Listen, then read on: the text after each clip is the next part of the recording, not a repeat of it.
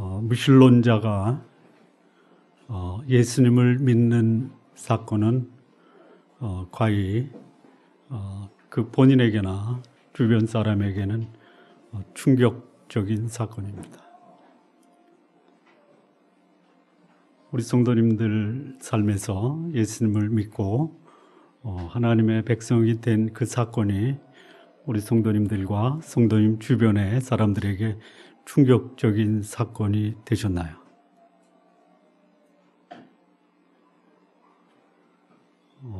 제가 드리는 말씀이 무슨 말씀인지 전혀 이해가 되는데 힘들어 하시는 것 같은데 다시 한번 말씀드릴까요? 무신론자가 예수님을 믿고 그리스도인이 된다라는 사건은 본인과 주변 사람들에게는 충격적인 사건인데 공감하십니까? 아직도 잘 저는 이렇게 생각합니다. 역사 속에 있었던 인물 중에 가장 지능 지수가 높고 명석하고 똑똑하고 수많은 사람들에게 영향을 준 사람 그 중에 하나가 파스칼이다 이렇게 생각합니다. 저는 제일 똑똑한 사람이다 이렇게 봅니다.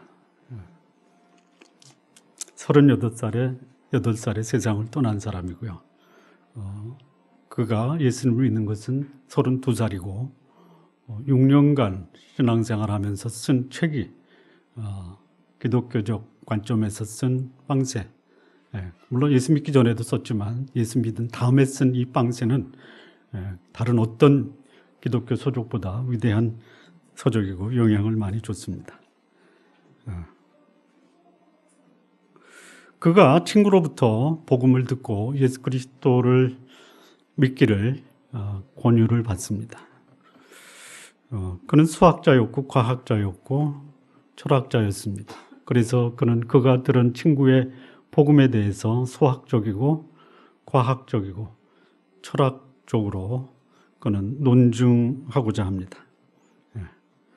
그래서 그는 결과적으로 예수를 믿어야 되겠다라는 수학적이고 과학적이고 철학적인 결과를 도출합니다.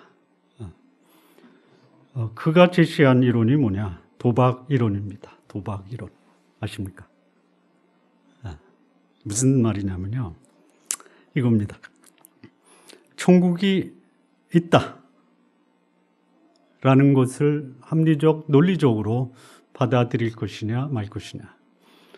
우리 만장하신 성도 여러분께 질문하겠습니다. 천국이 있다라는 것이 논리적이고 수학적이고 합리적으로 받아들일만 합니까? 아니면 수학적, 논리적, 합리적으로는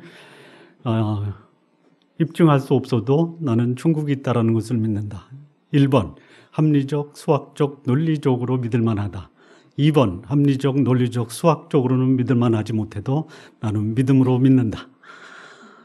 자, 1번이십니까? 2번이십니까? 1번이다라고 생각하시는 거예요. 2번이다.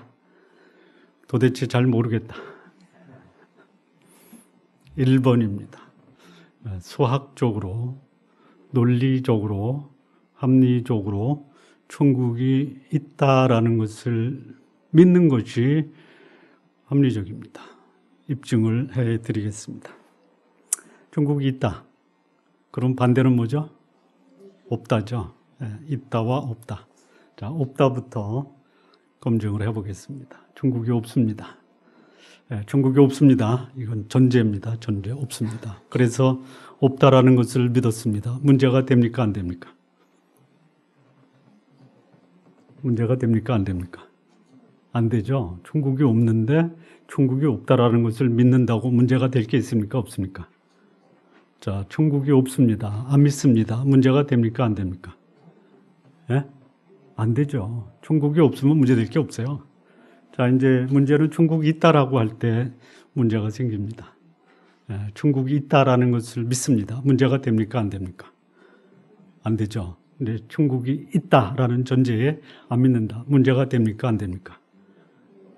됩니까? 안 됩니까? 되죠. 그러니까 문제가 되는 게 뭐예요? 천국이 있는데 안 믿으면 문제가 됩니다. 이게 논리입니다. 논리. 여러분 논리적으로 천국이 있다라는 것을 믿으시기 바랍니다. 이거를 파스칼이 도박사들한테 제시를 합니다. 도박사. 인생을 건 도박사에게 제시를 합니다. 불신자 도박사입니다. 도박하는 사람 중에 예수 믿는 사람도 있긴 있지만 대체로 돈에다 인생을 건 사람들이 도박사입니다. 자, 도박사들에게 이런 도박 이론을 제시합니다. 천국이 있다 없다. 없다가 인생을 걸래. 어디다가 걸었겠습니까? 어디다가 걸었겠습니까? 있다에 겁니다. 있다에 겁니다. 천국은 있는데 문제가 있어요. 뭡니까? 어떻게 갈 줄을 모른다. 파스칼이 이 문제를 가지고 고민을 합니다. 도대체 천국은 있는데 내가 그 사실을 논리적으로 받아들였는데 어떻게 가느냐. 그래서 그는 성경을 읽기 시작을 합니다. 천국이 있는데 어떻게 가느냐. 고민하셔야 됩니다. 그리고 그는 그 문제에 대한 답을 성경에서 찾기 시작합니다. 그리고 찾았습니다. 1654년 11월 23일입니다. 프랑스의 천재, 수학자, 물리학자, 철학자 이 파스칼이 그날 밤에 살아계신 하나님 예수 그리스도를 만납니다. 그리고 그는 그의 방세에 이렇게 기록을 했습니다. 철학자들과 학자들의 신이 아닌 아브라함의 하나님, 이삭의 하나님, 야곱의 하나님. 하나님은 관념적이고 종교적인 하나님이 아니라 인간을 만나주시고 인간의 역사를 인도하신 하나님. 예수 그리스도의 하나님, 예수 그리스도의 하나님. 하나님 외에는 세상의 모든 것들이 기억에서 사라진다. 기쁨, 기쁨, 기쁨, 기쁨의 눈물. 그리고 그는 이 은혜의 감격을 양피지에 적어 재킷 안쪽에 꿰매고 죽을 때까지 지니고 다녔다라고 합니다. 이 철저한 율법주의자였던 사울입니다. 자신의 종교적 신념에 사로잡혔던 사울입니다. 그가 대제사장의 공문을 받아서 다메섹에 있는 그리스도인을 잡아 예루살렘으로 잡아오려고 그는 다메섹을 향해 가고 있습니다. 그리고 그런 도중에 빛으로 자신을 찾아오신 예수 그리스도를 만나게 됩니다. 예수 그리스도를 만난 후 그의 굳은 마음이 바뀝니다. 그리고 예수를 주님으로 모신 후 그의 삶에는 변화가 옵니다. 여러분, 변화가 온다라는 것은 충격적 사건을 경험해서 만난 사람이 있습니다. 우리 성도님들 충격적 경험을 만나지 않고도 예수님을 만난 분은 그것이 충격입니다.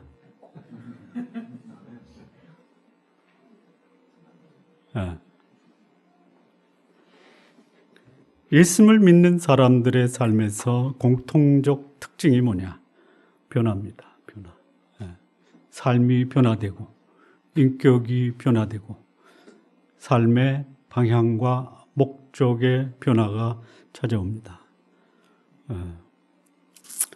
우리 성도님들 삶에 그런 변화가 있다라는 것을 성도님들 자신이 그것을 인정하고 고백하셨으면 참 좋겠다라는 생각이 듭니다.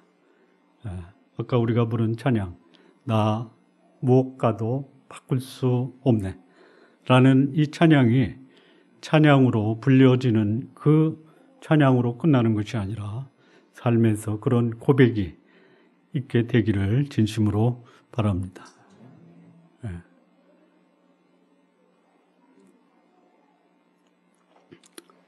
자, 모든 사람이 사도 바울과 같은 이 극적인 변화가 아닐 수도 있습니다. 그러나 예수 믿는 사람들에게는 크던 작던 삶의 변화가 따라온다라는 것이 제3의 감격이 있어야 됩니다.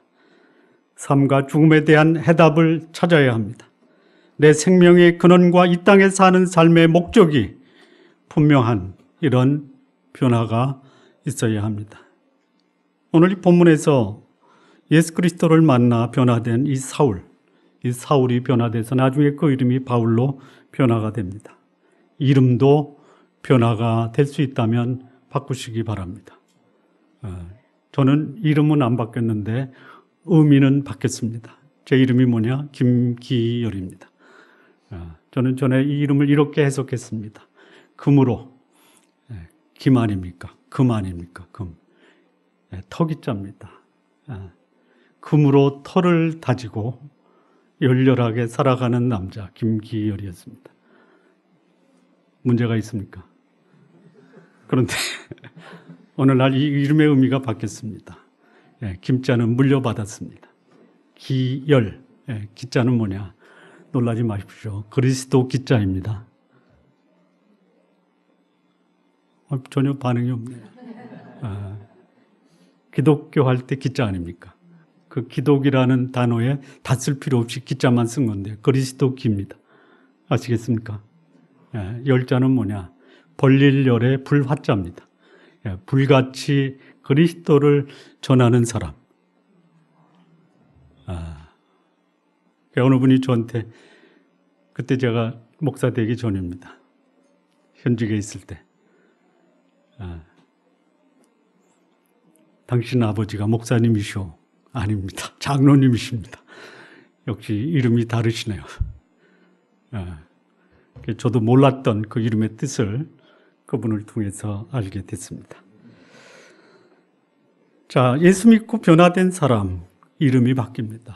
사울이 바울로. 사울의 뜻은 크다. 바울의 뜻은 작다. 예수 믿는 사람들의 공통점이 뭐냐? I am somebody. 나는 대단하다. 라는 사람이 I am nobody. 이게 바울이 보여준 삶의 변화입니다. 나는 아무것도 아닙니다. 우리 성도님들 한번 같이 해볼까요? 나는 아무것도 아닙니다. 시작. 이렇게 삶으로 살아가시기를 바랍니다. 자, 복음으로 변화된 사람들에게 있어서 그가 겪는 그 특징이 뭐냐? 첫 번째입니다. 21절에서 23절을 보시면요. 듣는 사람이 다 놀라 말하되 이 사람이 예루살렘에서 이 이름을 부르는 사람을 멸하려던 자가 아니냐. 여기 온 것도 그들을 결박하여 대제사장에게 끌어가고자 함이 아니냐 하더라. 사울이 힘을 더 얻어 예수를 그리스도라 증언하여 다메섹에 사는 유대인들을 당혹하게 하니라. 여러 날이 지나매 유대인들이 사울 죽이기를 공모하더니 그 계교가 사울에게 알려지니라. 그들이 그를 죽이려고 밤낮으로 성문까지 지키거늘.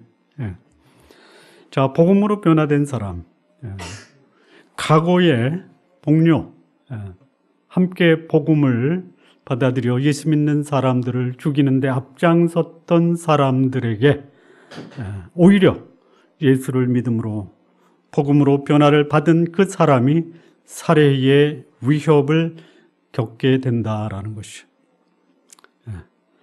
복음을 통해 새롭게 변화된 사람, 그의 삶의 방향이 이제껏 살았던 과는 정반대입니다. 예수 믿는 사람을 죽이려던 자가 오히려 예수를 증거하는 증거자로 변화가 되는 이 변화가 있습니다. 복음을 거절한 시대에는 예수 믿는 자, 또 예수 그리스도를 박해하던 자들과 동료의식을 가졌던 사람이 자신의 종교적 이데올로기의 확신을 가지고 자신의 생각과 다른 자들을 합법적으로 박해하는 것이 옳다라고 생각했던 사람이 사울입니다. 이 사울이 예수를 만납니다. 그가 만난 예수가 그리스도라는 사실을 안 후에 자신의 어두웠던 과거를 밝힌다라는 빛 대신 예수 그리스도를 만난 후에 그는 종교적 이데올로기의 꺼풀이 벗겨집니다. 그리고 이전 것은 지나가고 전혀 새로운 사람으로 변화가 됩니다. 한 사람의 급격한 변화. 얼마 전까지만 해도 예수 믿는 자를 죽이려도 하던 자가 이제는 예수 그리스도를 증거하는 자로 변화됐다라는 거. 자신이 자신에게 대해서 스스로 놀라게 됩니다. 우리 성도님들 나 자신에 대해서 놀라신 경험이 있으신죠? 있으시기 바랍니다. 뭐 이게 그냥 막말로 얘기해서 복권 사고 당첨됐을 때 내가 참 복권 사기를 잘했다 이런 놀라움도 있겠지만 그런 놀라움보다는 예수 믿고 내가 변화되었다라는 것에 스스로 놀라움을 갖기를 바랍니다. 자신도 놀라지만 그를 알고 있던 다른 사람에게도 충격적인 사건이 됩니다. 특히 영향력 있는 사람이 복음 앞에서 자신의 삶의 방향을 바꾸는 것, 이것은 그가 속한 그 사회에 충격적 영향을 주게 됩니다. 이 사울의 회심, 어제만 해도 복음에 적대적 관계를 가졌던 자가 복음을 전하는 자로 바뀌니 복음을 박해하던 자들에게나 그가 속한 단체에서는 당황할 수밖에 없었다라는 것입니다. 사울 한 사람의 개종으로 끝나는 것이 아니라 이 사울의 개종은 그를 알고 있는 유대 사회 전체에 충격적 반응을 가져오게 되었습니다. 예수 믿는 자를 죽이려고 했던 유대 율법에 이데올로기화된 유대인들, 이 소식을 접하고 나서 그게 사실이냐? 사실이었습니다. 혹시 제스처로 내가 예수 믿으면 예수 믿는 사람이 나와 동조해서 자신의 정체를 바로 앞에 드러내고 그러면 그들을 잡아서 예루살렘으로 끌어오려고 하는 하나의 제스처가 아니냐 이렇게 생각했는데 그 말을 들은 사울이 더 힘있게 예수 그리스도를 증거하니 여기서 충격을 받은 유대인들이 야 이거 진짜네, 진실이네, 그냥 놔두면 과거에 예수 믿는 자를 죽이던 자가 오히려 예수 믿는 자를 죽이던 자들을 변화시켜 예수 믿는 자로 바꾸는 거 아니야? 그래서 조직적으로 유대인들이 사울을 죽이려고 공모합니다. 그리고 이것이 세간에 다 알려지게 되는 것이 복음으로 인해서 자신의 삶이 변화된 사람, 이 사람은 사회 전체에 화제를 불러옵니다. 우리 성도님들이 예수 믿고 신앙생활 하는 것이 여러분이 속한 가장 최소 단위의 공동체에 반향, 화제를 불러일으키기를 바랍니다. 어떤 변화가 일어나느냐. 과거에 친구였고 동료였던 자들이 적으로 바뀌게 되는 것이. 복음을 위해 사는 사람, 불신앙의 세상이나 과거에 복음을 박해했던 동료들에게 지지를 받을 것을 기대할 수가 없다라는 것이. 오히려 복음으로 변화된 사람, 과거의 친구, 동료, 심지어 가족들로부터도 배척과 살해의 위협을 받을 수 있다라는 것이죠. 이런 예언을 예수님께서 생전에 말씀을 하셨습니다. 누가복음 21장 12절을 보면 이 모든 일 전에 내 이름을 인하여 너희에게 손을 대어 핍박하며 회당과 옥에 넘겨주며 임금들과 관장들 앞에 끌려가려니와. 복음으로 살아가는 사람, 복음의 진리로 살아가는 사람 사회의 어두움을 들춰내면 사회는 결코 그 사람을 용납할 수 없다라고 예수님이 말씀하셨어요. 사울이 예수 그리스도를 만나 거듭난 후에 그의 삶이 예수님의 예언대로 예수 믿는 자에게, 예수 믿는 자를 죽이던 자에게서 예수 믿는 자의 자로서의 죽임을 당할 수 있는 위치로 바뀌어진 것입니다. 예수 그리스도를 만나 인생이 새로워진 사람, 삶의 가치와 방향의 전환으로 인해서 위협과 박해에 노출될 수 있다는 것을 사울이 보여주고 있습니다. 지금도 세계 도처에서 복음으로 인해 목숨의 위협을 받고 있는 사람들이 있습니다. 복음을 거절하는 세상에서 얼마든지 불이익을 당할 수 있다는 것입니다. 어느 선교사가 이런 말을 들었습니다. 선교지에서 예수 믿고 삶의 변화와 하나님의 은혜와 축복을 받으시기 바랍니다. 이런 말씀을 전하면 그 선교지에 있는 현지인들이 이런 말을 합니다. 내가 당신을 만나 복음을 전하기 전에는 문제가 없었습니다.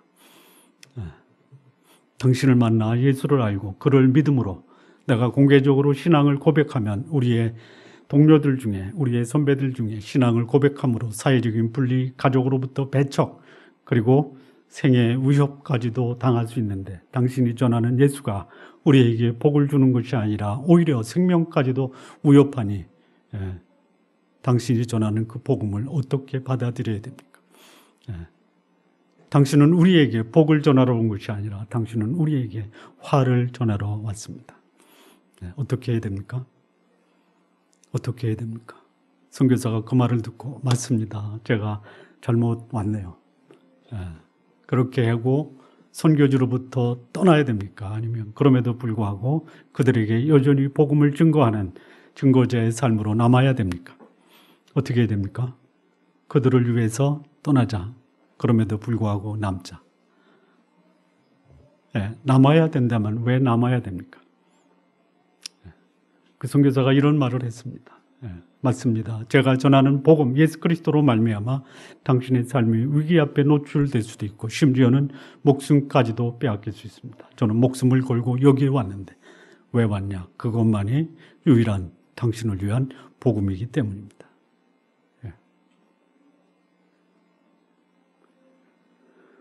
우리나라에서도 신앙의 자유보다 지금 불신앙적 요소들이 오히려 보호를 받고 불신앙적 요소를 거부하는 경우 사회적으로 개인적으로 불이익을 당할 수 있는 시대로 변화되고 있는 중입니다. 우리 한국의 어느 그 광역단체에서 도의회에서 동성애 안 된다라고 도의회에서 그 조례 제정을 거부했습니다. 거부했는데 도지사가 그 동성애를 거부한 부결시킨 도의회의 의결사항을 거부했습니다.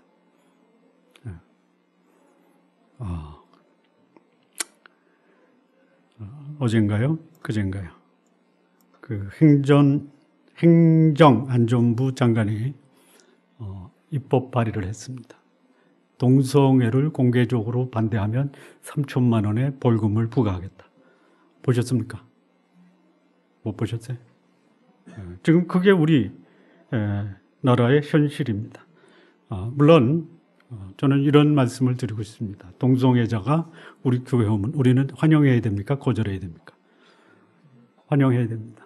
하나님 앞에서는 그 죄의 형태나 유형이 얼마든지 다양할 수 있어요. 받아들여야 되지만 동성애 자체를 우리가 지지하고 옹호하는 것은 성경적으로 바람직하지가 않다. 그런데 그것을 공개적으로 잘못된 성경적 기준과 가치가 그런 일을 하는 사람에게 잘못됐다라고 하면 벌금을 부과하는 시대가 되었다라는 것이 아직은 법 개정이 안 됐습니다. 저는 이런 현상을 이렇게 좀 보고 싶어요. 어쩌면 너무 안일하게 신앙생활하고 있는 이 땅의 많은 그리스도인들에게 하나님이 좀 제대로 신앙생활하라라고 주시는 하나의 경종이 아닌가라는 생각이 듭니다. 신앙인이 신앙인다운 삶을 사는 것, 기존에 살아가던 삶의 방식을 버리고 의롭고 깨끗하고 하나님 뜻에 순복하는 삶을 살아감으로 사람들에게 충격을 주어야 됩니다. 그런데 충격은커녕 자신의 삶의 범위를 벗어나지 못하고 육신적 필요를 위해 신앙생활을 한다면 하나님은 하나님의 방법으로 신앙인다운 삶을 위해서 때로는 핍박이라는 환경도 허락하실 수 있다라는 것이. 그냥 우리끼리 한번 얘기하겠습니다. 예수 믿는 것이 자랑스럽습니까? 아니면 숨길 만한 그냥 은폐해서 나 혼자 예수 믿는 것만 유지하는 것. 어떻게 생각하십니까? 자랑스러우십니까? 아니면 은폐하면서 신앙생활을 하겠다라는 생각이십니까? 자랑스럽게 하시기 바랍니다. 개인 사업 하시는 분들은 사업장에다가 크게 하나 써보십시오. 뭐라고 써붙이냐면요. 저는 예수 믿는 그리스도인입니다라고 써붙이시기 바랍니다. 개인 사업 하시는 분들이 없으신가 봐. 우리 좋은나무교회 성도 여러분, 복음에 합당한 삶, 하나님의 뜻을 이루는 삶, 이 삶이 주변에 충격을 주시는 삶 된다라는 거 기억하시기 바랍니다. 이로 인해서 지금까지 친구이고 동료였던 사람들로부터 경계를 받고 불리게 대상이 되는 것도 감수할 수 있으시기를 바랍니다. 두 번째입니다. 복음으로 변화된 사람, 그들이 겪어야 되는 특징 두 번째는 무엇인가? 26절입니다. 사울이 예루살렘에 가서 제자들을 사귀고자 하나 다 두려워하여 그가 제자됨을 믿지 아니하니. 과거에 자신이 핍박했던 자들에게서 철저하게 외면되고 불신당할 수 있다라는 것이. 자신에게 해를 끼친 사람이 갑자기 변화돼서 자신에게 우호적인 사람이 되었다. 이것을 믿을 만한 사람이 별로 없을 것이요. 위장한 것이 아니라. 소위 영적 스파이 아니냐 이렇게 생각할 수 있어요. 집안 가족을 살해한 사람이 과거를 청산하고 우리 집안과 화해를 한다. 이거 당황스럽기까지 할 것입니다. 앞서 말씀드린 것처럼 이런 변화가 자기의 목적인 예수 믿는 자를 잡으려고 하는 일종의 제스처라고 의심을 가질 수도 있다는 것이. 이런 현상이 예루살렘에 있는 제자들에게 의해서도 벌어졌습니다. 어떻게 사울을 받아들일 수 있느냐. 봐라, 얼마 전에 스데반을 죽였던 자 아니냐. 그런데 이 다메섹에서 예수를 만난 이 사울이 예루살렘에 가서 제자들과 사귀고자 시도합니다. 그런데 이 사울이 그들에게 다가오는 것 두려워하고 있었습니다. 복음으로 변화된 사람, 과거 자신의 추종자들에게는 살해의 대상자가 되고 과거에 자신이 박해한 사람들에게는 불신의 대상이 될 수 있다. 과거로 돌아가지도 못하고 받아주는 것도 없이 갈 곳 없는 신세로 전락하고 마는 것이 어쩌면 예수님을 만난 사람들이 겪어야 하는 고초일 수도 있습니다. 이런 일을 겪는다. 이 사실을 알았다면 오늘 이 시대에 누가 예수를 믿겠냐라는 것이. 예수 믿는 것이 세상에서 불리익과 생존의 위협을 느끼는데 그렇다면 믿음을 선택하는 거 결코 쉬운 일이 아닙니다. 목숨을 걸고 선택한 믿음의 동지들이 자신을 믿지 못하고 배척하는 상황, 이런 상황도 벌어질 수 있다는 것이. 그럼에도 불구하고 자신의 빛 대신 예수 그리스도를 만난 사람, 삶의 환경과 터전에서 온갖 불리익과 배척을 당해도 복음의 빛 대신 예수 그리스도 결코 줘버릴 수 없었다라는 것입니다. 오늘 복음이 거절당하는 곳에서 복음을 전하는 이들이 이를 포기하지 않고 복음을 전하는 이유가 뭐냐? 이 복음의 빛을 그가 가지고 있고 이 빛이 사람들에게 필요하다라는 것을 알고 있기 때문입니다. 우리 성도 여러분, 신앙의 공동체에서 믿음으로 사는 삶에 대해서 불신하고 의심을 받는다 하더라도 믿음의 형제들과의 교제, 그리고 공동체 안에서의 신앙생활 소중하게 간직하시기를 바랍니다. 세 번째입니다. 세 번째. 29절에서 31절. 바나바가 데리고 사도들에게 가서 그가 길에서 어떻게 주를 보았는지와 주께서 그에게 말씀하신 일과 다메섹에서 그가 어떻게 예수의 이름으로 담대히 말하였는지를 전하니라. 사울이 제자들과 함께 있어 예루살렘에 출입하며 또 주 예수의 이름으로 담대히 말하고 헬라파 유대인과 함께 말하며 변론하니 그 사람들이 죽이려고 힘쓰거늘 31절입니다. 그리하여 온 유다와 갈릴리와 사마리아 교회가 평안하여 든든히 서가고 주를 경외함과 성령의 위로로 진행하여 수가 많아지니라.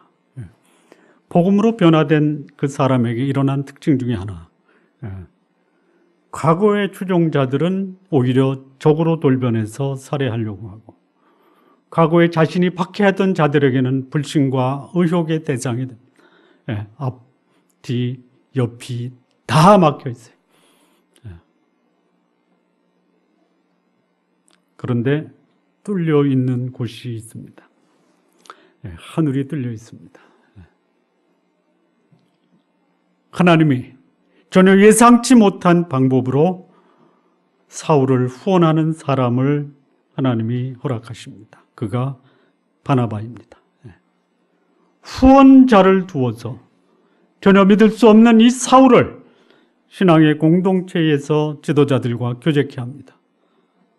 그리고 그 교제를 통해서 교회는 점점 든든히 세워지게 됩니다. 이 사울에게 있어 그가 회심한 후에 닫혀있고 막혀있는 관계가 회복이 됩니다. 그 최고의 후원자가 누구냐? 바나바였습니다.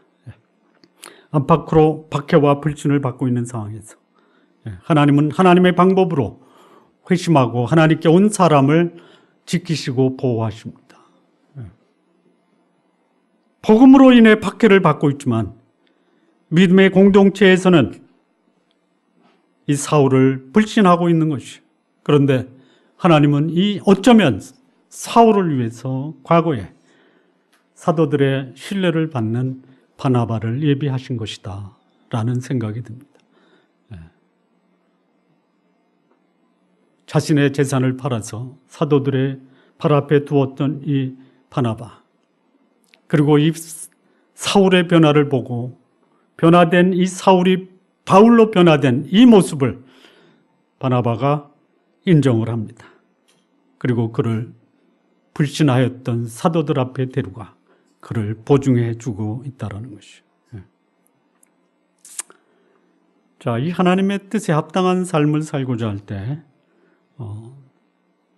하나님이 순탄한 길로 인도하실 수도 있지만 때로는 극복해야 될 장애물도 있을 수 있다는 것이죠. 그러나 분명한 것은 하나님의 방법으로 하나님의 뜻을 행하고자 한다면 예상치 못한 장애물을 하나님은 예상치 못한 방법으로 해결해 주시는 분입니다.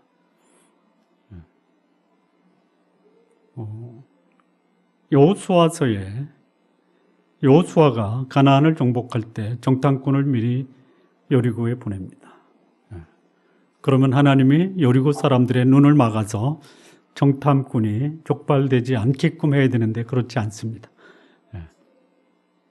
발각하게 하시고 발각되고, 그리고 여리고에 있는 군인들은 그 정탐꾼을 추적을 합니다.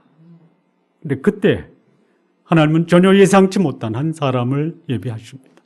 라합이라는 여인을 준비하시고 라합을 통해서 정탐꾼은 생명을 보존하고 그의 임무를 완수하게 하셨습니다.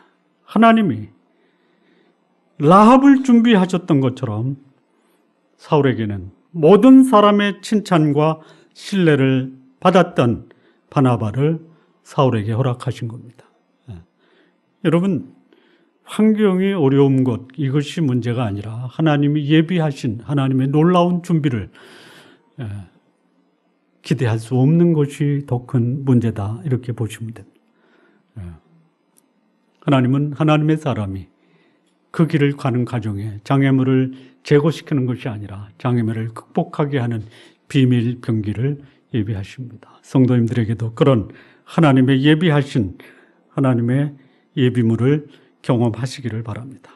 믿음으로 행한다라는 것은 환경을 보는 것이 아니라 그 환경 속에서 하나님이 역사하시고 예비하신 하나님의 능력을 보는 것, 그리고 그 능력을 신뢰하는 것이 믿음으로 행한다라는 것입니다.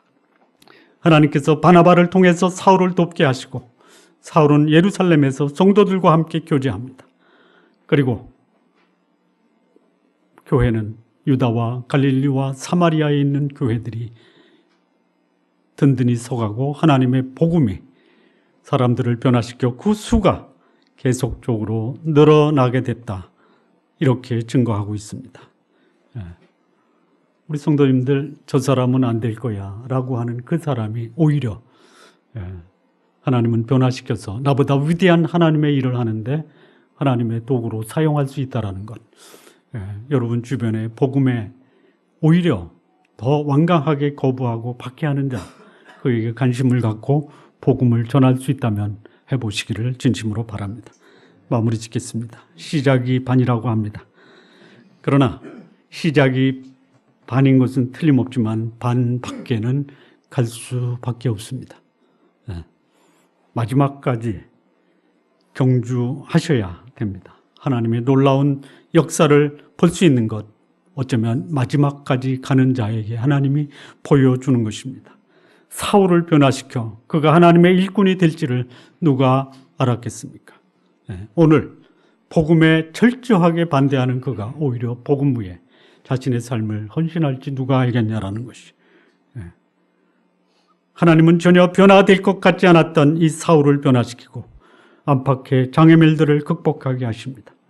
하나님의 뜻에 순종하고 하나님께 자신을 드린 사람에게 하나님이 예비하신 사람을 보내셔서 하나님은 그를 통한 하나님의 계획을 이루시는 분이십니다. 우리 좋은나무 교회 성도 여러분, 하나님의 뜻에 순종하고자 하는 자, 하나님이 행하시는 이 놀라운 이 반전의 반전, 이것을 경험하시고 하나님이 주시는 그 은혜와 축복이 여러분 삶에 충만하기를 진심으로 바랍니다. 기도하시겠습니다.